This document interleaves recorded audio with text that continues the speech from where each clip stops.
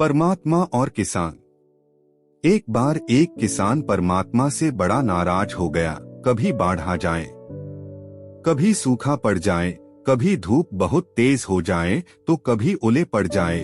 हर बार कुछ ना कुछ कारण से उसकी फसल थोड़ी खराब हो जाए।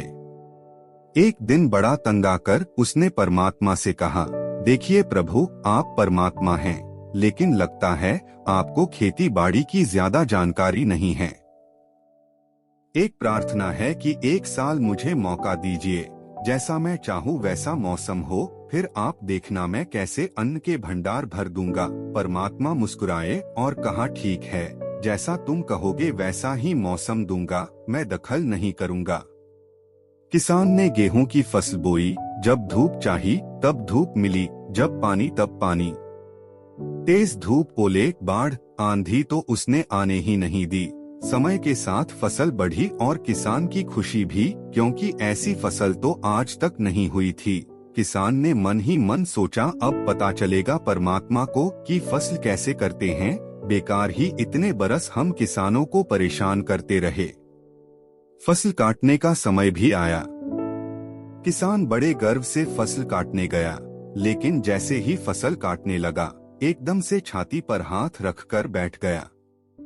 गेहूं की एक भी बाली के अंदर गेहूं नहीं था, सारी बालियां अंदर से खाली थी। बड़ा दुखी होकर उसने परमात्मा से कहा, प्रभु ये क्या हुआ? तब परमात्मा बोले, ये तो होना ही था। तुमने पौधों को संघर्ष का जरा सा भी मौका नहीं दिया। ना तेज धूप में उनको तपने दिया, ना आंधी ओलों से जूझने दिया। उनको किसी प्रकार की चुनौती का एहसास जरा भी नहीं होने दिया। इसीलिए सब पौधे खोखले रह गए। जब आंधी आती है, तेज बारिश होती है, ओले गिरते हैं, तब पौधा अपने बल से ही खड़ा रहता है। वो अपना अस्तित्व बचाने का संघर्ष करता है, और इस संघर्ष से जो बल पैदा होता है वो ही उसे शक्ति देता है, ऊर्जा देता है, उसकी जीवटता को उभारता है।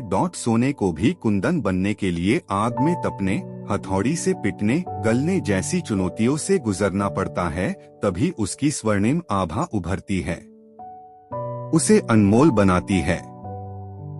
उसी तरह जिंदगी में भी अगर संघर्ष ना हो, चुनौती ना हो, तो आदमी खोखला ही रह जाता है, उसके अंदर कोई गुण नहीं आ पाता। ये चुनौतियां ही हैं जो आदमी रूपी तलवार को धार देती हैं, उसे सशक्त और प्रखर बनाती हैं। अगर प्रतिभाशाली बनना है तो चुनौतियां तो स्वीकार करनी ही पड़ेंगी, अन्यथा हम खोखले ही रह जाएंगे।